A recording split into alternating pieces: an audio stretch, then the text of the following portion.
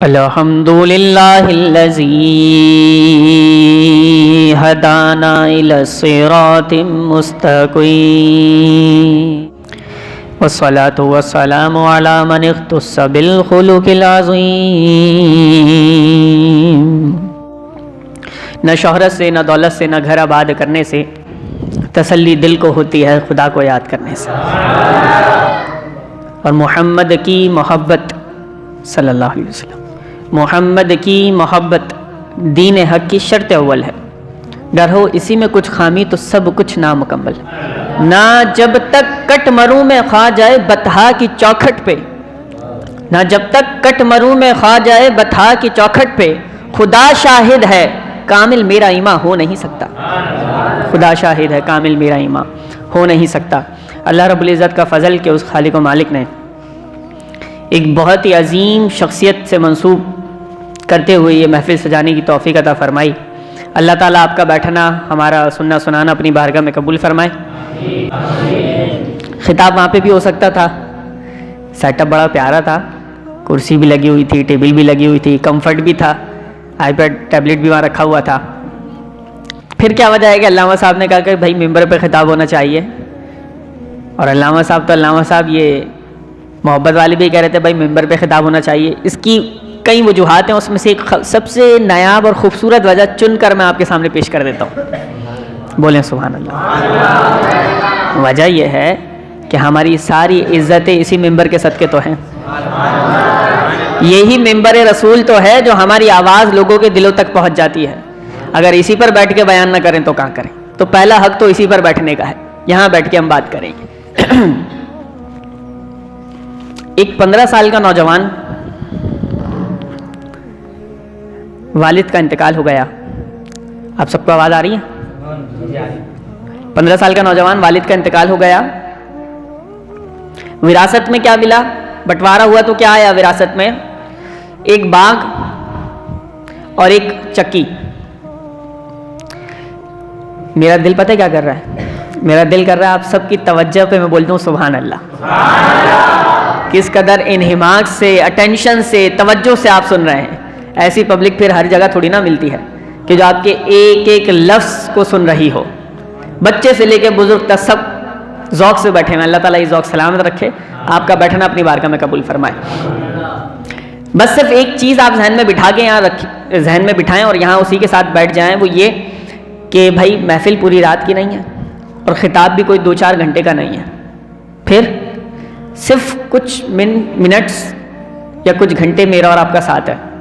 تو کیوں نہ یہ چند گھنٹے جو ہم بیٹھ رہے ہیں تو ہم اپنے ذہن کے ساتھ، اپنے خیالات کے ساتھ، اپنے ظاہری اور باطنی وجود کے ساتھ یہاں بیٹھ جائیں، تاکہ جو سیرت بیان ہو اس میں سے انمول موتی ہم بھی اپنے دامن میں سمیٹ لیں۔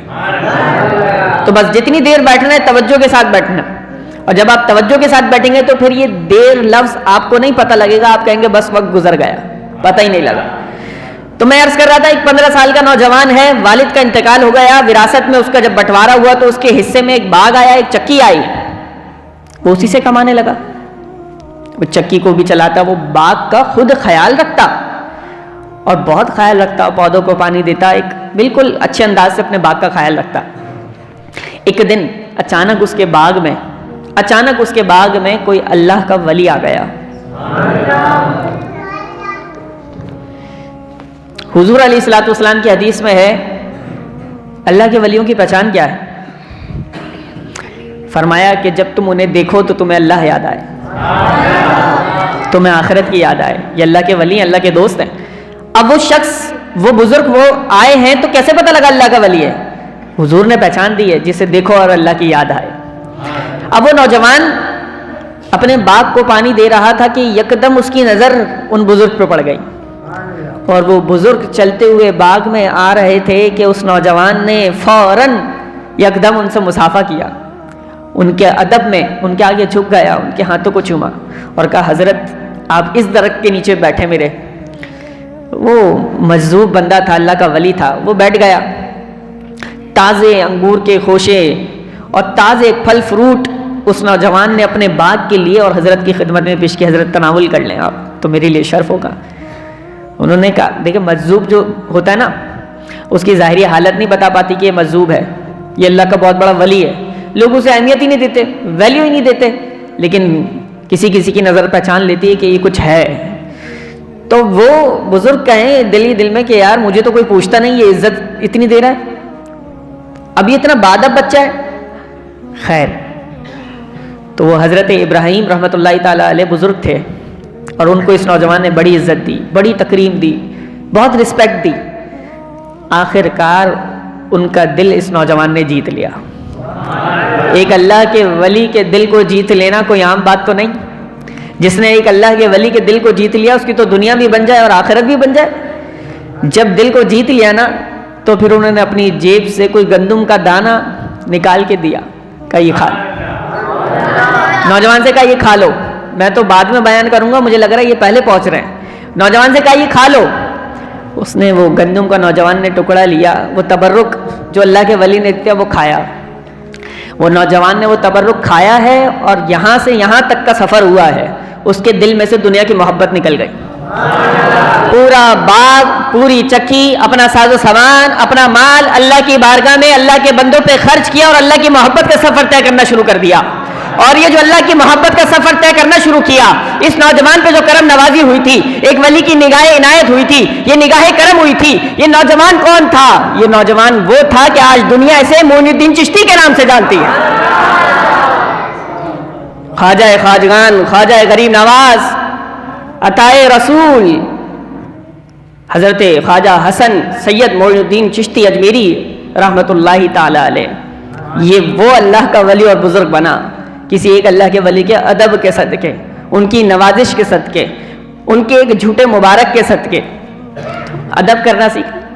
بڑے بزرگ آج بھی کہتے ہیں بادب بادب اور بانصیب بادب, دونوں طرف سے ہی کیے. بانصیب بادب ہوگا اور بادب جو ہوگا وہ بانصیب ہوگا.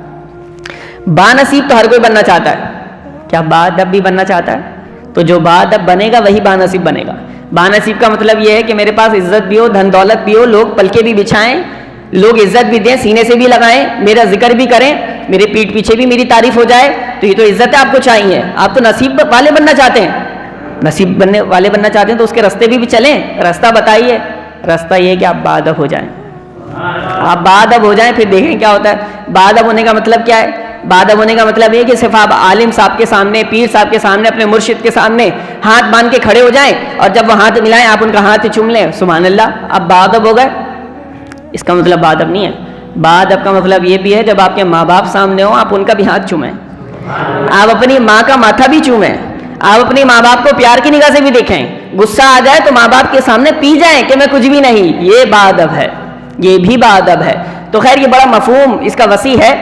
تو بادب شخص بانصیب ہوتا ہے, اور بانصیب بولیں بادب بانصیب. تو اللہ نے ایسا نوازا. ایک خواجہ اجمیر معین الدین چشتی علیہ رحمہ جب آپ اجمیر تشریف لائے نا تو ایک درخت کے نیچے بیٹھ گئے. جگہیں میٹر نہیں کرتی تھیں, وہ دور کچھ اور تھا. جگہیں میٹر نہیں کرتی تھیں, جہاں بیٹھتے تھے اللہ وہیں نوازنا شروع کر دیتا تھا, وہیں سے فیض کے دریا بہنا شروع ہو جاتے تھے. میں آپ کو ایک بات بتاؤں, میں ایک نقطے پر غور کر رہا تھا. قارون تاریخ میں ایک انسان گزرا ہے. کون؟ خزانہ تھا اس کے پاس, پیسے تھے, دولت تھی, انف. کیا بتائیں کتنی تھی؟ اندازہ کرنا چاہتے ہیں؟ کہ ایک مثال ہے جو صرف ایک ہی مثال ملتی ہے اس کی تاریخ میں, اس کی ہسٹری میں, اس کی بایوگرافی میں, کہ جس سے آپ ایک اندازہ لگائیں کہ اس کے پاس خزانہ کتنا تھا. بھائی کتنا تھا؟ لکھا ہے کتابوں میں کہ قارون کے خزانے کی چابیاں 70 اونٹوں پہ جایا کرتی تھیں. جس کے خزانوں کی چابیاں 70 اونٹوں پہ لادی جائیں, جس کے خزانوں کی چابیوں کو کہیں پہنچانے کے لیے 70 اونٹ کی ضرورت پڑے, اس کے پاس خزانہ کتنا ہوگا؟ وہ قارون کہ جس نے پیسے کے ذریعے لوگوں پر حکومت کرنا چاہی, یا لوگوں سے تجارت کرنا چاہا, اور لوگوں کو اپنا بنانا چاہا, اور لوگوں کو خریدنا چاہا, اور لوگوں سے سودا کرنا چاہا, وہ قارون کا کہیں آپ نے ذکر سنا ہے کہ آج آؤ آؤ صحیح قارون کی محفل سجی ہے؟ بھائی نہیں ہے, کہیں نہیں سنا ہم نے. کیوں بھائی؟ دھن دولت تو بہت تھا، قارون کا خزانہ 70 اونٹوں پہ چابیاں. تو پھر فلسفہ کیا ہے؟ فلسفہ یہ ہے کہ قیامت تک حکومت پتہ کس کی باقی رہتی ہے؟ قیامت تک حکومت اس کی باقی نہیں رہتی جو جسموں پر حکومت کرتا ہے یا مال و دولت سے حکومت کرتا ہے. قیامت تک اللہ اس کی حکومت کو باقی رکھتا ہے جو دلوں پر خواجہ معین الدین چشتی کی طرح حکومت کرتا ہے. اللہ ان کی حکومت کو باقی رکھتا ہے، اللہ ان کے نام کو باقی رکھتا ہے، اللہ ان کے نام کی برکت میں بقا پیدا کر دیتا ہے. پھر جگہ جگہ محفلیں سجا کرتی ہیں. آج کیا ہے؟ آج جشن خواجہ معین الدین چشتی علیہ رحمہ ہے. آج کیا ہے؟ آج خواجہ صاحب کی سیرت کے حوالے سے محفل ہے. آج کیا ہے؟ آج خواجہ صاحب کی چھٹی ہے. قربان نہ جائیں، یہ کیا انداز ہے؟ خواجہ صاحب نے کون سی سیرت کو اپنایا، کس کو فالو کیا کہ جن کا ذکر 800 سوا 800 سال بعد آج بھی قوم بیٹھ کے کر رہی ہے اور بڑے ذوق اور شوق سے کر رہی ہے اور سننا چاہتی ہے کہ ہمیں سناؤ. تو یہ ذکر اتنا باقی کیوں ہے؟ وہ باقی اس لیے ہے کہ یہ دھن دولت اپنی جگہ ضرورت کے لیے استعمال کر لینا، لیکن تمہارا مقصد دھن دولت نہیں ہے، اللہ کی بندگی ہے. تم اللہ کی بندگی کرو گے تو تمہارا حکومت کی پھر اللہ پتہ کیا کرے گا؟ تمہاری حکومت لوگوں کے دلوں پہ کر دے گا، پھر تو لوگوں کے دل تم فتح کر لو گے. میں عرض کر رہا تھا کہ خواجہ صاحب جو ہے وہ رحمۃ اللہ تعالیٰ علیہ ایک درخت کے نیچے بیٹھ گئے، لوگوں کو درس و تدریس کرنے لگے. اب وہ دور تو سب کو تقریباً پتہ ہے، وہ کافروں کو اور ہندوؤں کا دورہ تھا، بڑا عروج تھا. خواجہ صاحب کے پاس نا راجہ کے کارندے، قاصد، کمانڈرز، ایک راجہ تھا ادھر، اس کے آئے اور کہا کہ یہ جو درخت کے نیچے آپ بیٹھے ہیں نا، یہاں ہمارے راجہ کے اونٹ بیٹھتے ہیں. کون بیٹھتے ہیں؟ راجہ کے اونٹ بیٹھتے ہیں. کہا پھر کیا کریں؟ کہا آپ یہ جگہ خالی کر دیں، کائنڈلی آپ یہ جگہ خالی کر دیں، ہمارے راجہ کے اونٹ یہاں بیٹھیں گے، آپ نہیں بیٹھ سکتے. جھگڑے پھر جگہ کے تھوڑی نہ ہوتے ہیں، اللہ والے جگہوں کے تھوڑی جھگڑا کرتے ہیں، بھائی یہ جگہ میری اور یہ جگہ تیری، کیونکہ انہیں پتہ ہے کہ جس جگہ ہم بیٹھیں گے اللہ نے وہی جگہ ہماری بنا دینی ہے. بندے اپنے ہونے چاہیے، بس بندے اپنے ہونے چاہیے، یہ بندے میرے ہیں تو ہر جگہ میری ہے. خواجہ صاحب نے صرف ایک جملہ کہا، اور وہ جملہ یہ کہا، خواجہ صاحب نے کہا ٹھیک ہے پھر راجہ کے اونٹ ہی یہاں بیٹھیں گے. ٹھیک ہے پھر راجہ کے اونٹ ہی یہاں بیٹھیں گے. یہ کہہ کے خواجہ صاحب اٹھ گئے اور اپنی خانقاہ کی طرف چلی گئے، ایک جگہ روانہ ہو گئے. راجہ کے اونٹ آ کر بیٹھ گئے. شام کا وقت ہوا، اونٹوں کے اٹھنے کا وقت ہوا، اونٹوں کو اٹھایا گیا. سیرت کی کتاب میں لکھا ہے سپاہیوں نے، کارندوں نے، کمانڈرز نے ہر طرح کا زور لگا لیا، اونٹ نہیں اٹھ رہے، اونٹ اٹھنے کا نام نہیں دے رہے. لوگوں سے پوچھا یار بڑا معمہ ہو گیا، بڑا مسئلہ ہو گیا، کیا ہوا؟ کہاں اونٹ اٹھنے کا نام نہیں دے رہے. کہا مسئلہ کیا ہوا تھا؟ کچھ ہوا تھا؟ کب وہ ایک خواجہ معین الدین چشتی بیٹھے ہوئے تھے اپنے مریدوں کے سامنے، کہا بھائی یہ تو راجہ کی جگہ ہے. انہوں نے کہا ٹھیک ہے پھر اونٹ ہی بیٹھیں گے یہاں پہ. لوگوں نے کہا نادان، وہ زبان سے جملے نکالتے ہیں، اللہ ان کے جملوں کو پورا کر دیتا ہے. انہوں نے کہا ہے اونٹ ہی بیٹھیں گے یہاں پہ، تو اب اونٹ ہی بیٹھیں گے، وہ اٹھیں گے نہیں تو کوئی اور بیٹھے گا نہیں. کہا پھر کیا کریں؟ کہا جاؤ ان سے معافی مانگو. کارندے دوڑتے ہوئے کہ حضرت غلطی ہو گئی، معاف کر دیں، کرم فرما دیں، معاف کرنے کا مسئلہ کیا ہوا؟ کہا اونٹ اٹھ نہیں رہے. خواجہ صاحب مسکرائے، کہا معافی دی، اب جا کے دیکھو اونٹ اٹھ بھی گئے ہیں تمہارے. وہ واپس آئے تو اونٹ اٹھ گئے تھے. میں ریلیٹ کر دوں قرآن و حدیث سے تاکہ آپ کو دلیل ذہن میں رہ جائے. بخاری شریف کی حدیث ہے، حضور علیہ السلام فرماتے ہیں اِنَّ مِنْ عِبَادِ اللَّهِ مَن لَّوْ أَقْسَمَ عَلَى اللَّهِ لَأَبَرَّهُ أَوْ كَمَا قَالَ علیہ السلام. بخاری شریف کی حدیث فرمایا اللہ کے بندوں میں سے کچھ اللہ کے بندے ایسے بھی ہوتے ہیں کہ جب وہ اللہ کے نام پہ کوئی بات کر دیں، اللہ کے نام پہ کوئی قسم اٹھا لیں تو لَأَبَرَّهُ اللہ ان کی قسموں کو پورا کر دیتا ہے. اللہ پھر اپنے بندوں کے ناز اٹھاتا ہے، اللہ ان کی قسموں کو پورا کر دیتا ہے. آپ خواجہ معین الدین چشتی علیہ رحمہ، آپ کے سامنے ایک نوجوان ایک بار آیا، اور سیرت کتنے خوبصورت پہلو ہیں کہ جس پہلو پہ بات کی جائے کم ہے. ہر پہلو سے کچھ نہ کچھ ہمیں سیکھنے کو ملتا ہے. تو خواجہ معین الدین چشتی علیہ رحمہ کے پاس وہ نوجوان آیا، اور نوجوان کا ارادہ ٹھیک نہیں تھا. کیا ارادہ تھا؟ نوجوان کا ارادہ خواجہ صاحب کو قتل کرنے کا تھا. خواجہ صاحب کو قتل کرنے کے ارادے سے وہ آیا. خواجہ صاحب نے پہچان لیا مجھے قتل کرنا چاہتا ہے. ہمیں پتہ لگ جائے گا ہمیں قتل کرنا چاہتا ہے، ہم اپنے 10 مریدوں کو اشارہ کرتے ہیں کہ ٹھوک ڈالو، یہیں پہ پھڑکا دو، آگے نہ بڑھے. صحیح ہے. اب خواجہ صاحب نے کیا کیا؟ خواجہ صاحب علیہ رحمٰن نے اسے بڑے پیار سے، بڑی محبت سے اپنے قریب کر کے بٹھا لیا. اور پھر قریب ہو کر اس کے کان میں ایک جملہ کہا, اور وہ جملہ یہ کہا کہ جس ارادے سے آئے ہو نا, لو میں سامنے ہوں, کر لو وہ ارادہ پورا. اللہ والوں کی زبان سے جو جملے نکلے تو پھر اللہ ان میں تاثیر پیدا فرما دیتا ہے. یہ جملہ کہنا تھا جیسے ایک چوٹ اس کے دل پہ لگی ہو, اس کا دل بالکل یکدم بدل گیا کہ یار جس کو میں قتل کرنے کے ارادے سے آیا اور اس نے جانچ بھی لیا, اس نے دیکھ بھی لیا, اس کو معلوم بھی ہو گیا میں اسے قتل کرنا چاہتا ہوں, پھر یہ عزت, پھر یہ محبت, پھر ایسی شفقت. تو یکدم وہ قدموں میں گر کے توبہ طائب ہو گیا. پتہ چلا, کیا پتہ چلا؟ پتہ یہ چلا آگے پڑھتے ہوئے کہ وہ غیر مسلم تھا, مسلمان بھی ہو گیا. ایسا اخلاق دیکھ کر مسلمان بھی ہو گیا. اب غیر مسلم بھی تھا, مسلمان بھی ہو گیا, بڑا کمال ہو گیا. آگے کیا ہوا؟ سبحان اللہ. آگے پڑھ کے تو پھر مزہ آ گیا. آگے کیا ہوا؟ آگے یہ ہوا کہ خواجہ صاحب نے اسے برکت کی دعا دی, اور اس برکت کی دعا کے صدقے اس نے اپنی زندگی میں 45 مرتبہ حج کیا, اور پھر اپنی آخری عمر میں وہ کعبے کے خادموں میں شامل ہو گیا. چور آئے, ایمان کی دولت بھی اس کے دامن میں نہ ہو, چوری بھی چھٹا دیتے ہیں, ایمان بھی دل میں منتقل کروا دیتے ہیں. اور پھر ایسا کہ 45 بار حج کی سعادت اس کو نصیب ہوئی. تو خواجہ صاحب ایک بہت بڑے اللہ کے ولی, ایک بزرگ, قریب نواز. کچھ وساوس لوگ کریٹ کر دیتے ہیں کہ ایسا نہیں تو ایسا تھا, ایسا نہیں تو ایسا تھا. سیدھی بات ہے, ایک جواب ہے, اور وہ یہ ہے کہ خواجہ صاحب, خواجہ رحمۃ اللہ تعالیٰ علیہ نے, غریب نواز نے ایک تعداد کوانٹٹی بتائی جاتی ہے کہ 90 لاکھ کو کلمہ پڑھایا. ہم نے کہا تعداد میں کوئی جھگڑا نہیں ہے, ہم یوں کہتے ہیں لاکھوں افراد کو کلمہ پڑھایا, مسلمان کیا. کتنے؟ لاکھوں. 90 کے جھگڑے, 90 پہ نہیں آیا, جھگڑا کیوں کر رہے ہم؟ 90 لاکھ 90 لاکھ, وہ کہہ گن کے بھائی ریفرنس دو 90 لاکھ. تو ہم نے کہا جھگڑا ہی نہیں ہے, لیکن اتنا تو ضرور ہے کہ لاکھوں لوگوں کو کلمہ پڑھایا. اب اعتراض کرنے والے سے آپ صرف یہ پوچھیں بھائی تو نے اپنی زندگی میں کتنے لوگوں کو مسلمان کیا, کتنے لوگوں کو مسلمان کیا؟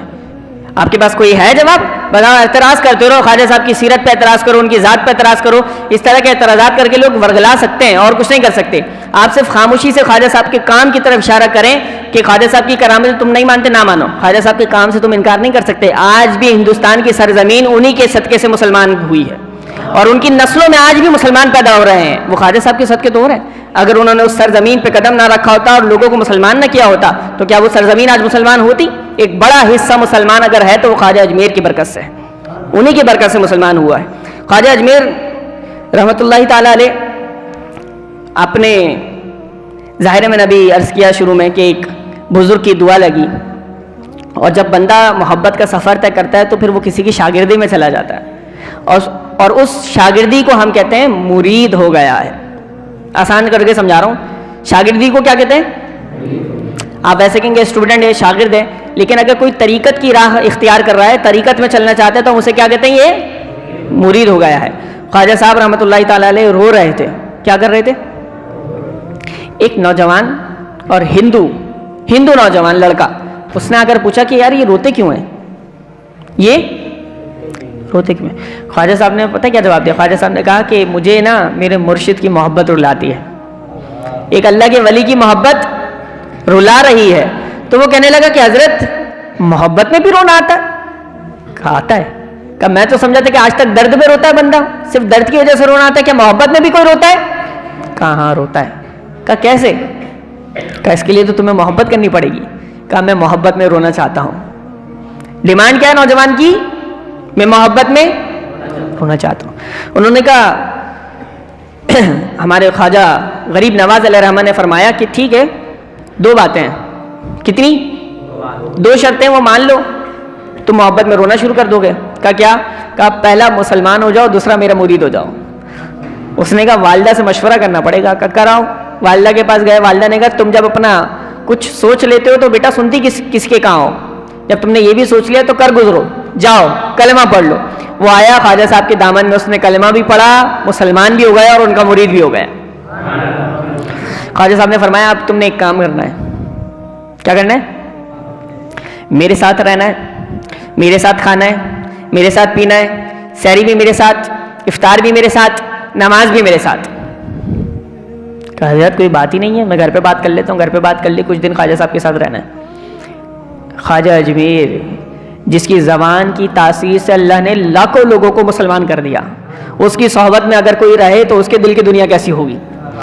خواجہ اجمیر کی سنگت، صحبت، معیت، رفاقت میں وہ بندہ رہنے لگا، نوجوان شب و روز خواجہ صاحب کے ساتھ رہتا، خواجہ صاحب کو تلاوت کرتا دیکھے، نماز پڑھتا دیکھے، کبھی اللہ کی محبت میں روتا دیکھے، کبھی وہ بھی نماز پڑھے ساتھ، شب و روز گزرتے رہے۔ خواجہ غریب نواز نے ایک دن فرما دیا، اب تمہاری 3 دن کی چھٹی ہے۔ کتنے دن کی چھٹی ہے؟ 3 دن تم نے میری اجازت کے بغیر میرے پاس نہیں آنا ہے، 3 دن کی چھٹی ہے، جاؤ۔ اس نے کہا چھٹی تو ہر جگہ ملتی ہے، بچپن سے دیکھتے آ رہے ہیں چھٹیاں ملتی ہیں، اب 3 دن کی چھٹی مل گئی تو کیا ہوا، ٹھیک ہے۔ چھٹی لے کے وہ گھر آ گیا، ماں بھی بڑی خوش، میرا لال میرے گھر آیا، 3 دن کی چھٹی پہ آیا۔ بیٹا کچھ اچھا بنا دوں؟ امی جی بنا دو۔ کھانا VIP بن گیا۔ شام کا وقت ہوا، کھانے کے آگے بیٹھا تو کھانا کھانے کا دل نہ چاہے، VIP بہترین پسند کا کھانا بنا ہوا، کھانا کھانے کو دل نہیں چاہ رہا۔ رات ہو گئی، بستر پہ لیٹے تو نیند نہ آئے، کرے تو کرے کیا؟ رات کے وقت پھر وہ چھت پہ چلا گیا۔ چھت پہ گیا تو پھر عجیب گھبراہٹ، بے چینی۔ آخر اس نے کہا کہ اتنے دن ان کی صحبت میں رہا ہوں، کچھ تو سیکھا ہے، تہجد کی نماز پڑھ لیتا ہوں۔ وہ تہجد کے لیے جب سجدہ کر کے دعائیں مانگنے لگا تو پھوٹ پھوٹ کے رونے لگا، اتنا رویا کہ اس کی ماں کی آنکھ کھل گئی۔ بیٹا کیا ہوا؟ کہا ماں مجھے محبت ہو گئی ہے، ماں مجھے محبت ہو گئی ہے۔ بیٹا کس سے ہو گئی ہے؟ غریب نواز سے ہو گئی ہے۔ ماں مجھے اس سے محبت ہو گئی ہے۔ کہا کرنا کیا ہے؟ کہا میرے آنسوؤں کو روکنا ہے تو صرف ایک ہی حل ہے، مجھے غریب نواز کا چہرہ دیکھنا ہے، مجھے ان کا دیدار کرنا ہے، ان کی صحبت میں جانا ہے۔ تو بیٹا دروازے کھلے، چلا جا۔ نہیں، انہوں نے 3 دن کی چھٹی دی ہے۔ کہا اس سے پہلے نہیں آنا، مجھ سے تو 1 دن نہیں گزر رہا، مجھ سے تو 1 دن نہیں گزر رہا۔ بیٹا کوشش کر کچھ کھا لے۔ ماں کھانا نہیں کھایا جا رہا۔ بیٹا کوشش کر سو جا۔ ماں سویا نہیں جا رہا، مجھے تو غریب نواز کو دیکھنا ہے۔ 3 دن کا وقت، 1 دن میں برداشت ہی نہیں ہو رہا۔ ماں کو دوڑا دیا، ماں دوڑتے دوڑتے پہنچی، غریب نواز کرم فرمائیں، بچے کو بلا لیں، آپ کی محبت میں تڑپ رہا ہے۔ انہوں نے فرمایا ابھی وقت نہیں آیا، ابھی وقت نہیں آیا، جاؤ اسے بولو صبر کرے، ابھی تو 1 دن ہوا، 3 دن کی چھٹی تھی۔ ماں دوڑتے دوڑتے آ گئی، بڑی مشکل سے دوسرا دن گزرا، بیٹے سے نہ رہا گیا، ماں سے بھی نہ رہا گیا۔ ماں دوڑتی ہوئی آئی، کہا میں ماں ہوں، میرا کلیجہ اسے دیکھ دیکھ کے پھٹ رہا ہے، ایک ماں کی فریاد سن لیں، اسے بلا لیں۔ صرف ماں کی فریاد کی وجہ سے خواجہ غریب نواز نے کہا اسے اجازت ہے، بولو آ جائے۔ محفل سجی ہوئی تھی، خواجہ صاحب درس دے رہے تھے، غریب نواز وہ آیا نا، جب اس کے چہرے پہ خواجہ صاحب کی نظریں پڑی ہیں، وہ بھوک کا عالم، وہ نیند پوری نہ ہونے کی وجہ سے کمزوری، وہ نکاہت، وہ عاشق، وہ آ کر بیٹھ کے خواجہ صاحب کے پاس بیٹھ کے رونے لگا۔ وہ کیفیت، خواجہ صاحب اسے دیکھ کے رو رہے ہیں، وہ خواجہ صاحب کو دیکھ کے رو رہا ہے، اور ان دونوں کو دیکھ کے سب مرید رو رہے ہیں۔ ایک ڈرامہ بن گیا، سب ایک کیفیت میں چلے گئے، سب رو رہے ہیں۔ اور خواجہ صاحب نے اس سے پوچھا تم نے رات کو کھانا کھایا تھا؟ اس نے کہا حضور نہیں۔ کہا بھوک مجھے بھی نہیں لگی تھی، بھوک مجھے بھی نہیں لگی۔ محبت یک طرفہ نہیں ہے، صرف مرید کی نہیں ہے، مرشد بھی قربان ہے۔ کہا یہ بتاؤ رات کو سوئے تھے؟ کہا نہیں۔ کہا آنکھ میری بھی نہیں لگی تھی، آنکھ میری بھی نہیں لگی تھی۔ کہا حضور اس کے آنسو نہیں تھم رہے۔ خواجہ صاحب نے فرمایا اب پتہ چلا محبت میں رونا کیا ہوتا ہے۔ کہا حضرت مجھے معلوم ہو گیا ہے کہ محبت میں رونا کیا ہوتا ہے، اور آپ کیوں مرشد کی محبت میں روتے تھے۔ آپ کو اور مجھے اگر ایک دوسرے سے اللہ کے لیے محبت ہو جائے اور پھر جدائی ہو جائے تو پھر پتہ لگتا ہے کہ یہ محبت کیا ہوتی ہے۔ آج تو نوجوان محبت کے نام پہ صرف یہ جانتے ہیں کہ بھائی ایک عدد لڑکی میرے پاس ایڈ ہو جائے واٹس ایپ فیس بک پہ، روزانہ اس سے چیٹنگ کروں، بیبی یہ کھایا، یہ سونا، شونا مونا، ساری چیزیں چلتی رہیں، یہ محبت ہے؟ یہ محبت تھوڑی ہے، یہ تو آپ کی دنیا کی بھی بربادی، آخرت کی بھی بربادی۔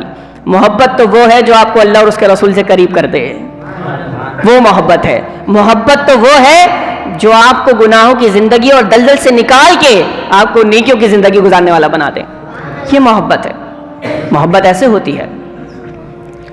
خواجہ غریب نواز علیہ رحمہ کے بارے میں آتا ہے، آپ کی یہ بزم سجی ہوئی ہے نا، محفل میں لوگ بیٹھے ہوئے ہیں، خواجہ صاحب کی محفل سجی ہوئی ہے۔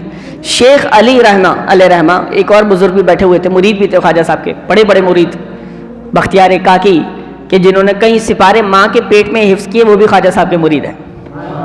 بڑے بڑے جو اللہ کے ولی ہیں وہ خواجہ صاحب کے مرید آپ کو نظر آئیں گے۔ اب نے ایک تاجر آیا، اور اس نے گھستے ہی اندر سیدھا آتے ہی شیخ علی کے گریبان کو پکڑ لیا اور کہا میرے پیسے واپس کرو. بختیار کاکی کہتے ہیں یار مجھے معاملہ پتہ نہیں تھا لیکن معاملہ بڑا عجیب لگ رہا تھا. اس بندے کی ایک عزت ہوتی ہے, سیلف رسپیکٹ ہوتی ہے. اپنے سرکل میں اچانک کوئی آ کے ذلیل کرے تو کہتے ہیں میں نے معاملہ چھڑوایا. میں نے کہا یار ہوا کیا ہے؟ کہا اس نے مجھ سے قرضہ لیا ہے اور یہ قرضہ دے نہیں رہا. اور سامنے پتہ کون بیٹھا ہوا ہے؟ سامنے خواجہ غریب نواز بیٹھے ہوئے ہیں. خواجہ غریب نواز نے دیکھ کر پوچھا کہ کیوں, کیا معاملہ ہے؟ کہا حضرت میں نے قرضہ تو لیا تھا لیکن اللہ نے ابھی مجھے اتنی طاقت نہیں دی کہ میں واپس کر سکوں, میرے حالات اچھے نہیں ہیں. خواجہ غریب نواز نے اپنی کندھے پہ جو کملی تھی نا اسے بچھایا اور بچھا کے فرمایا کہ اس میں سے جتنا چاہیے لے جا. وہ خالی کملی بچھانا تھا کہ اس کو خزانہ نظر آنے لگا. اس نے اس خزانے میں سے اپنا اٹھانے لگا اور پھر خواجہ صاحب نے فرمایا جتنا تمہارا حصہ ہے نا اتنا ہی لینا, اس سے زیادہ نہیں لینا. اس نے دیکھا خواجہ صاحب کی نظر نہیں پڑی, اس نے اس سے بھی زیادہ لے لیا, اپنے حصے سے بھی زیادہ لے لیا اور جا کے وہ چلا گیا. خواجہ صاحب غریب نواز علیہ رحمٰن نے اپنے اس مرید کو کہا کہ اب کبھی بھی اگر تمہیں ضرورت پڑے تو یا تو اللہ سے مانگنا یا اس کے رسول سے مانگنا. وہ درے مانگنے والے ہیں, ان کی طرف رجوع کرنا, پھر دیکھنا کیسے کرونا. یہ دنیا والے تو ذلیل کرتے ہیں, ان سے کیوں مانگو گے؟ تو ان سے نہیں مانگنا. خواجہ صاحب کا مرید تھا نا, تربیت بھی اسی انداز کی تھی. عرصہ گزرتا گیا, وہ تاجر واپس آیا اور ایک شال اوڑا ہوا, ہاتھ یوں آیا. کہا آپ کیوں آئے ہو, آپ کس کا قرض ہے؟ کہا قرض حضرت کوئی نہیں ہے, بڑا شرمندہ ہوں. پہلے فرعونیت کے ساتھ آیا تھا, انٹر ہوا تھا, اب بڑا عجیب سی جھکی جھکی نظروں سے شرمندگی کے ساتھ. کہا کیا ہوا؟ کہا حضرت بہت شرمندہ ہوں. کرم فرمائے, گستاخی ہو گئی. کہا ہوا کیا ہے؟ کہا وہ جو آپ نے کہا تھا نا کہ اپنے حصے کا مال لینا, میں نے نا زیادہ لے لیا تھا تھوڑا, تو اس کی وجہ سے میرا ہاتھ خشک ہو گیا ہے, میرا ہاتھ معذور ہو گیا ہے. خواجہ غریب نواز علیہ رحمٰن نے فرمایا تو بہت نادان ہے. کہا کیوں؟ کہا تو دنیا دار ہے تو ابھی تک دنیا میں ہی الجھا ہوا ہے کہ میں نے مال زیادہ لے لیا اس لیے میرا ہاتھ خراب ہو گیا. کہا یہ ہاتھ اس لیے خراب ہوا ہے تو نے جو اللہ کے ولی اور ایک اللہ کے غریب اور مقروض بندے کے گریبان پہ ہاتھ ڈالا تھا, یہ اس وجہ سے تیرا ہاتھ خراب ہو گیا ہے. اسی وقت وہ توبہ طائب ہو گیا اور توبہ کرنے لگا. حضور علیہ السلام پتہ کیا فرماتے ہیں؟ حضور علیہ السلام فرماتے ہیں کہ کوئی مقروض ہو, میں نے آپ کو 20 روپے دیے, آپ میرے مقروض ہیں, آپ کی حیثیت ہی نہیں ہے, ابھی مجھے دکھ رہا ہے, آپ کو بھی پتا ہے مجھے بھی پتا ہے کہ یار 20 روپے میرے نہیں دے سکتا, تو میں کیا کروں؟ حضور علیہ السلام کی حدیث کا مفہوم ہے جس نے مقروض کو مہلت دی, کیا جب ایزی ہو دے دینا, جب سہولت ہو دے دینا, کوئی مسئلہ نہیں, 1 مہینے بعد دے دینا. جس نے اپنے حضور کے امتی کو سہولت دی, اللہ تعالیٰ قیامت کے دن جب عرش کے سائے کے علاوہ کوئی سایہ نہیں ہوگا, اللہ اپنے عرش کا ٹھنڈا سایہ اسے عطا فرمائے گا. اللہ ہمیں توفیق دیتا ہے, ہم کئی لوگوں کو قرض دے دیتے ہیں لیکن پھر ہمارے انداز بدل جاتے ہیں. حضور علیہ السلام نے فرمایا کہ جس نے جس کو جتنا قرض دیا اور اگر اس کی حیثیت نہیں ہے, اس نے مہلت دینا شروع کر دی. جتنے دن وہ مہلت دے گا اتنے پیسے اللہ کی بارگاہ میں صدقہ کرنے کا ثواب عطا فرمائے گا اللہ تعالیٰ. میں نے اور سمجھا دیتا ہوں میں آپ کو, میں نے 1000 روپے دیے کسی کو, 1000 روپے, شاید ہی ہم میں سے کوئی بیٹھا ہوا ہو جو روزانہ اللہ کی بارگاہ میں 1000 روپے دیتا ہو روزانہ. مہنگائی کا ویسے عالم ہے, مہنگائی نے کمر توڑ دی ہے, تو روزانہ 1000 روپے اللہ کی بارگاہ میں کون دیتا ہے؟ لیکن سنیں دین کتنا آسان ہے. فرمایا تم نے 1000 روپے کسی کو ادھار دیے ہیں, اس کی حیثیت ہے واپس کرنے کی فی الحال نہیں ہے, رخصت دے دو. بولے 1 مہینے بعد دے دینا. 1 مہینے تک تمہیں روزانہ 1000 روپے اللہ کی بارگاہ میں صدقہ کرنے کا ثواب ملتا رہے گا. روزانہ اللہ کی بارگاہ میں صدقہ کرنے کا ثواب مل رہا ہے. صرف کیوں؟ کیونکہ تم نے اسے رخصت دی ہے. تو یہ خواجہ صاحب کے واقعے سے اب کیا سمجھیں ہم سیرت سے کہ اگر کوئی ہے مجبور تو اسے رخصت دے دیں. خواجہ معین الدین چشتی علیہ رحمہ کے 3 اقوال ہیں, یہ عرض کر کے میں اپنی گفتگو کو اختتام کی طرف لاتا ہوں. خواجہ صاحب نے فرمایا, دل کے کانوں سے سننے والے اقوال ہیں, سنیے گا. پہلا قول خواجہ علیہ رحمہ فرماتے ہیں کہ نیکوں کی صحبت نیکی سے بھی بہتر ہے. سمجھاؤں گا میں, ذرا سنیے گا. نیکوں کی صحبت نیکی سے بھی بہتر ہے, اور فرمایا برے لوگوں کی صحبت برائی سے بھی بدتر ہے. نیکوں کی صحبت نیکی سے بھی بہتر ہے. کیا مطلب؟ بندہ کہے یار کیا ضرورت ہے اس میں, یس آپ نے نیکی کر لی, نیک لوگوں کی صحبت کو چھوڑا ہے. خواجہ صاحب فرما رہے نیکوں کی صحبت نیکی سے بھی افضل ہے. کیوں؟ اس لیے کہ جب تم تنہا نیکیاں کرو گے، نمازیں پڑھو گے، درود پڑھو گے، تلاوت کرو گے، وہ تو تنہا ہوگا، کبھی بھی شیطان تم پہ حملہ کرے گا اور تمہاری نیکیاں چھڑوا دے گا. لیکن جب تم نیکوں کی صحبت میں ہوگے، اگر سستی ہونے بھی لگے گی، دوسرے کو دیکھ کے جذبہ آ جائے گا، تم نیکی کر گزرو گے، نیکی کر گزرو گے. نیکوں کی صحبت نیکی سے بھی افضل ہے، اور بروں کی صحبت برائی سے بھی بدتر ہے، بہت بری ہے، کیونکہ بروں کی صحبت آپ کو مزید برائیوں میں لے جائے گی. خواجہ صاحب فرماتے ہیں بدبختی کی علامت یہ ہے کہ انسان گناہ کرتا رہے، پھر اس کے باوجود اپنے آپ کو اللہ کی بارگاہ میں مقبول بندہ سمجھے. اس وسوسے میں بھی مجھے اور آپ کو شیطان ڈال دیتا ہے. مستقل گناہ چل رہے ہیں، جو بھی چل رہے ہیں، اللہ جانتا ہے میرے اور آپ کے معاملات.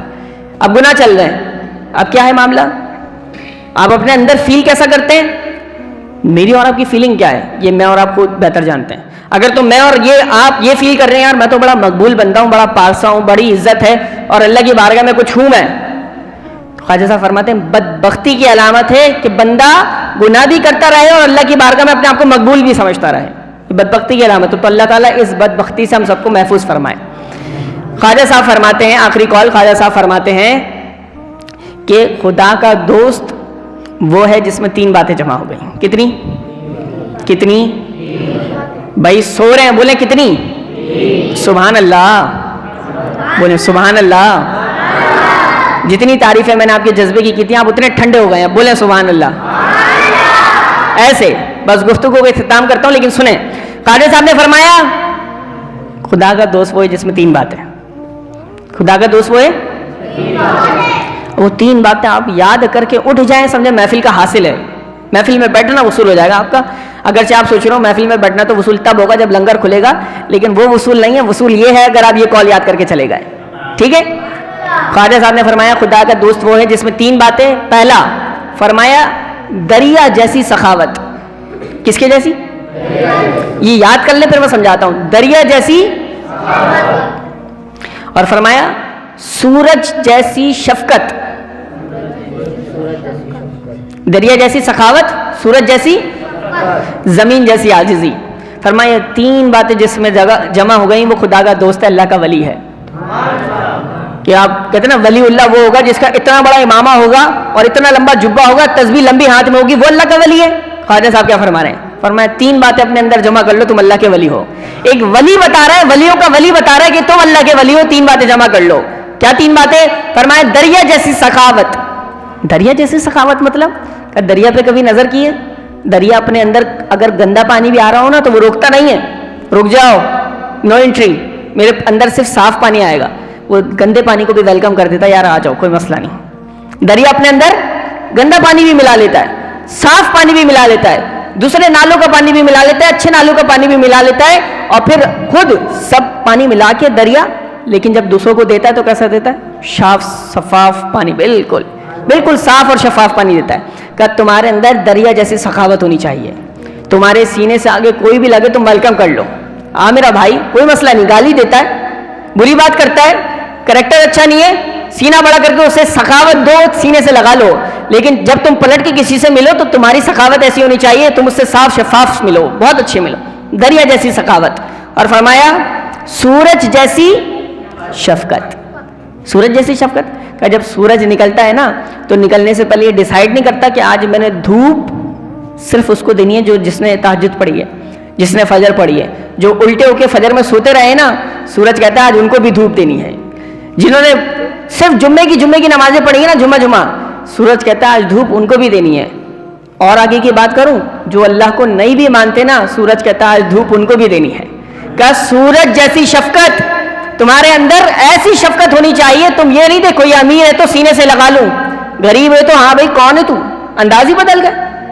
سیٹھ صاحب ان کی پارٹی آئی تو وہ کہتے سر بیٹھے چائے منگواتے آپ کے لیے، یہ وہ فلاں ڈھنکا. جیسے سیٹھ صاحب گئے، او بھائی اٹھائیے یہاں سے، کیا رکھا ہے، کیا کر رہا ہے تو؟ اپنے ملازم سے لہجہ ہی بدل گیا، یہ کون سا پٹن دبایا گیا ہے؟ تو یہ مطلب کچھ ہے. تو شفقت ایسی ہونی چاہیے، شفقت سورج جیسی.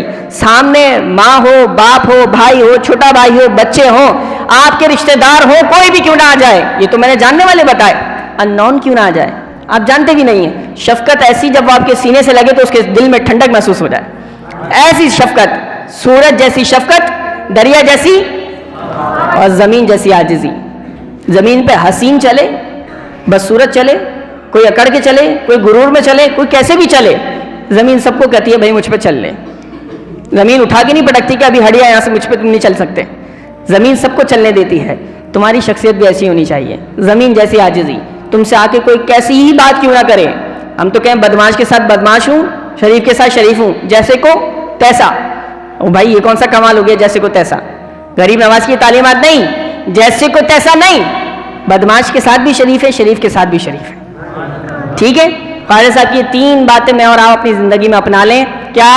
ایک بار ریپیٹ کر لیں. دریا جیسی، دریا جیسی. دوسرا کیا تھا؟ ماشاء اللہ، سبحان اللہ. تیسرا؟ زمین جیسی عاجزی. بچے جو ہوتے ہیں نا ان کا مائنڈ جو ہوتا ہے نا، کیونکہ ہم نے بھی بچپنا گزارا ہے اور اللہ نے بچپن سے ہی اس میں جوڑ دیا تھا، تو میں آپ کو لٹرلی بتاؤں، ایک ہوتا ہے پڑھ کے بیانات کرنا. جو پڑھ کے بیانات میں نے کرنا شروع کیے نا وہ تو بہت بعد میں کیے، جب اللہ نے توفیق دی عالم بننے کی طرف گئے. اس سے پہلے ہی بیانات کا سلسلہ شروع ہو گیا تھا. ہم چھوٹی دنیا کی محفل سجاتے تھے بچوں کی. چھوٹی دنیا کی محفل اس لیے بول رہا ہوں، لوگ کہتے تھے یہ چھوٹی دنیا کی محفل ہے کہ اس میں بیان کرنے والا بھی چھوٹا بچہ ہے، نعت خواں بھی چھوٹے، سب چھوٹے چھوٹے تھے.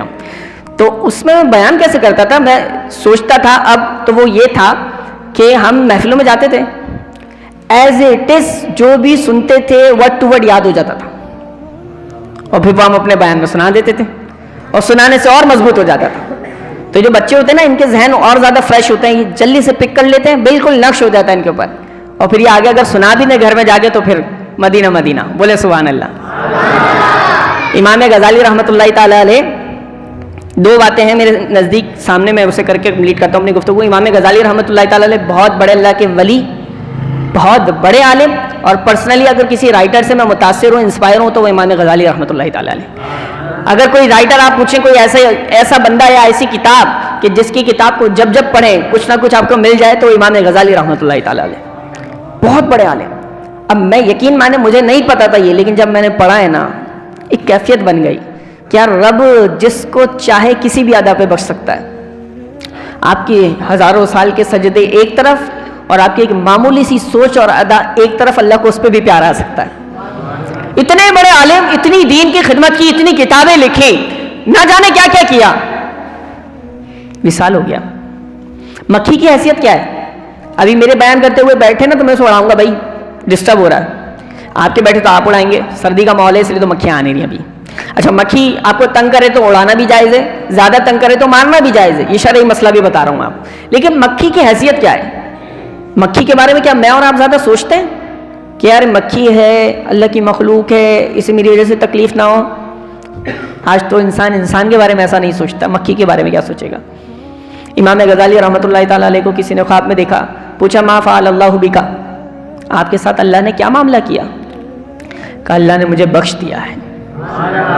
اللہ نے مجھے اس لیے بخشا کہ میں نے 1000 کتابیں لکھی ہیں، یا اس لیے بخشا کہ میں نے 1000 لوگوں کو عالم بنایا، یا اس لیے بخشا کہ میں دن رات نمازیں پڑھتا تھا، یا اس لیے بخشا کہ میں محفلیں سجاتا تھا، یا اس لیے بخشا کہ میں نفلی روزے رکھتا تھا. ساری چیزیں ایک طرف، اللہ نے کس لیے بخشا؟ سبحان اللہ. یہ پڑھ کے مجھے یقین مانے بہت مزہ آیا ہے. میں نے شخصیت کو اس لیے بتایا کہ کس پائے اور بلندی کی شخصیت ہے. اب آپ دیکھیں اللہ نے بخشا کس ادا پہ. امام غزالی فرماتے ہیں کہ میں ایک بار کتاب لکھ رہا تھا، اور کتاب لکھتے لکھتے نا جب میں نے سیاہی، پرانا دور تھا، سیاہی قلم سے لی، اور لینے کے بعد اتنا فاصلہ تھا کہ میں اپنے پیپر تک لا رہا تھا لکھنے کے لیے. کہتے ہیں پیپر تک لانے تک نا اس درمیان میں ایک مکھی آ کر سیاہی پہ بیٹھ گئی اور وہ سیاہی کو پینے لگی. میں نے اپنے قلم کو روک لیا اور صرف اس خیال سے روکا کہ اللہ تیری مخلوق ہے، پیاسی نہ رہ جا، پینے دوں. کہا اس نے پی لیا، میں نے لکھ لیا. اللہ نے فرمایا غزالی تیری اس ادا پہ بڑا پیار آیا، اس ادا کے صدقے بخشتا ہوں. مکھی کا جو خیال کرے تو اللہ اس کے صدقے بھی بخش دیتا ہے. حضور کی امت مہنگائی سے مر رہی ہے، ہمیں فکر نہیں ہے، ڈزنٹ میٹر، مرے جیے کچھ بھی کرے. پیٹرول مہنگا ہوتا ہے ہم کیا کریں؟ جیو نہیں. آٹا مہنگا ہوتا ہے، آٹا خریدنے کے چکر میں لائنیں رکھ کے غریب مرتا ہے، مرے، ہمیں کیا. یہ حضور کی امت بھلے جس تکلیف سے بھی گزرے، ہمیں تو اپنی سیاست کھیلنی ہے اور 10 معاملات کرنے، دنیا چلانی ہے تو چلائیں گے بھائی، چلاؤ، کوئی بات نہیں. ایک وقت آئے گا، وہ وقت ہوگا کہ اللہ فرمائے گا لمن الملک اليوم للہ الواحد القہار. سب فنا ہو جائے گا, رب خود فرمائے گا اب بتاؤ کس کی حکومت ہے, پھر رب ہی فرمائے گا للہ الواحد القہار. آج تو اس رب قہار کی حکومت ہے. اس رب قہار کی حکومت اور عدالت کے آگے جب ہم کھڑے ہوں گے نا تو پھر لگ پتہ جائے گا کہ اس کے ساتھ کیا زیادتی کی تھی اور حضور کی امت کو کتنی تکلیفیں پہنچائی تھی. ایک مکھی کا بھی خیال کرے نا انسان تو اللہ اس پہ بھی بخشتا ہے, اور جو حضور کی امت کا خیال کرے, حضور کی امت کے درد کو اپنے سینے میں رکھے, ان کے لیے دعائیں کرے, اور جو ہو سکے اپنی ذات سے ان کے لیے کرے, تو اللہ تعالیٰ ان پہ کتنی کرم نوازیاں فرمائے گا, ان پہ کتنی کرم نوازیاں فرمائے گا. حضرت سری سکتی رحمۃ اللہ تعالیٰ علیہ, آپ جا رہے تھے, جنید بغدادی کے مرشد, آپ جا رہے تھے اور جاتے جاتے آپ نے دیکھا ایک شرابی شخص ہے. کون ہے؟ شراب کے نشے میں دھت شرابی شخص ہے, اور وہ شراب کے نشے میں پتہ کیا کہہ رہا ہے؟ آپ میری طرف دیکھیں, میری طرف دیکھیں. وہ شراب کے نشے میں کہہ رہا ہے اللہ. کیا کہہ رہا ہے؟ پھر بولیں کیا کہہ رہا ہے؟ شراب کے نشے میں, لیکن اس کے منہ سے جو نکل رہا ہے نا لفظ, وہ نکل رہا ہے اللہ. زمانے کا ولی حضرت سری سکتی رحمۃ اللہ تعالیٰ علیہ, آپ گزر رہے تھے, گزرتے گزرتے رک گئے, سرے بازار پڑا ہوا ہے نشے میں شراب کے, بے ہوش, اور منہ سے اس کے نکلے اللہ اللہ. سری سکتی رحمۃ اللہ تعالیٰ علیہ قریب آئے, پانی لیا, اپنے ہاتھوں سے اس کے منہ کو دھویا, اپنے کپڑے سے صاف کیا, اور پھر کہا نادان کو پتہ بھی نہیں ہے کہ اپنے ناپاک منہ سے کس ذات کا نام لے رہا ہے اللہ. بس وہ پکارے جائے. سری سکتی رحمۃ اللہ تعالیٰ علیہ آ گئے, وہ اٹھا, نشے کی حالت ختم ہوئی, لوگوں سے پوچھا, لوگوں نے کہا کہ زمانے کا ولی سری سکتی رحمۃ اللہ تعالیٰ علیہ تمہارا منہ صاف کر کے گئے. جب یہ بات اس نے سنی, اس کو اتنی شرمندگی ہوئی اندر, اور اپنے آپ سے اس نے کہا کہ تو کتنا بدبخت ہے کہ اب بھی نہیں چھوڑے گا تو کب چھوڑے گا, اتنے بڑے ولی نے تجھے اس حالت میں دیکھ لیا ہے, شراب کی حالت میں. کہا پھر انہوں نے کیا کیا؟ کہا انہوں نے اپنے دامن سے تیرے منہ کو صاف کیا اور تیرا منہ دھلا کے گئے. اس کا تو جیسے دل ہی پگھل گیا, اس نے رو کے رب کی بارگاہ میں توبہ کی, مالک آج کے بعد شراب نہیں پیوں گا, سچی توبہ کر لی, گھر کو چلا گیا. حضرت سری سکتی رحمۃ اللہ تعالیٰ علیہ سوئے تو اللہ رب العزت کی طرف سے آواز آئی, اے سری سکتی, تم نے اس کے منہ کو دھویا تھا, ہم نے اس کے دل کو دھو دیا ہے, ہمیں اس کے دل کو دھو دیا ہے. اب ذرا جاؤ تو صحیح اور مسجد میں منظر دیکھو تو صحیح. حضرت خواجہ سری سکتی رحمۃ اللہ تعالیٰ علیہ فرماتے ہیں, تہجد کے وقت میں اٹھ کے مسجد میں گیا تو وہ مسجد میں پہلے ہی موجود تھا, باوضو تھا, نماز کی تہجد کی تیاری میں تھا. میں نے اس سے پوچھا کہ تمہاری زندگی کیسے بدل گئی؟ اس نے کہا خواب میں اللہ نے بتا دیا ہے تو آپ مجھ سے کیوں پوچھتے ہیں؟ خواب میں جب اللہ نے بتا دیا تو آپ مجھ سے کیوں پوچھتے ہیں؟ اللہ نے کرم فرما دیا, میری زندگی بدل دی ہے. اللہ ہمارے دل کو بھی دھو دے, ہم بھی کسی کے منہ کو دھو دیں, ہم بھی کسی پہ ترس کھائیں, کسی پہ رحم کھائیں, کسی غریب کا سہارا بن جائیں, کوئی دلاسا بن جائیں, کوئی سگے رشتہ داروں کو پوچھ لیں. ہمارے سگے بہن بھائی تڑپ رہے ہوں اور ہم کہیں ہماری موج لگے, ہم سب کچھ کھائیں پیئیں, سگی بہنوں کے گھروں میں فاقے ہو رہے ہوں. تو یہ میری امت کا درد ہے میرا بھائی, ہمارا درد ہے, ہماری سوسائٹی کا درد ہے, ہمارے معاشرے کا درد ہے. باتیں اور بھی ہیں بہت کرنے والی, لیکن خواجہ غریب نواز علیہ رحمہ آپ کے در پہ جو آتا تھا نا وہ خالی پیٹ نہیں جاتا تھا, جو آتا تھا دامن بھی بھر کے جاتا تھا, دل بھی نور سے بھر کے جاتا تھا, اور اپنا پیٹ بھی کھانے سے بھر کے جاتا تھا. ایسا نوازا کرتے تھے, یوں ہی نہیں کہتے خواجہ غریب نواز, غریبوں کو نوازا کیا کرتے تھے. تو اللہ تعالیٰ یہ صفت ہم سب کو اپنانے کی توفیق عطا فرمائے. آپ جتنے بزرگ بچے نوجوان اس نشست میں شریک ہوئے, اللہ تعالیٰ ہمیں اپنے دلوں میں خواجہ غریب نواز کی محبت رکھنے کی اور اپنی نسلوں میں منتقل کرنے کی توفیق عطا فرمائے. وآخر دعوانا ان الحمدللہ رب العالمین. مفتی صاحب کے آفیشیل یوٹیوب چینل شیخ سعد سلیم کو سبسکرائب کریں اور بیل آئیکن ضرور پریس کریں تاکہ آنے والی ویڈیوز کے نوٹیفیکیشنز آپ کو ملتے رہیں.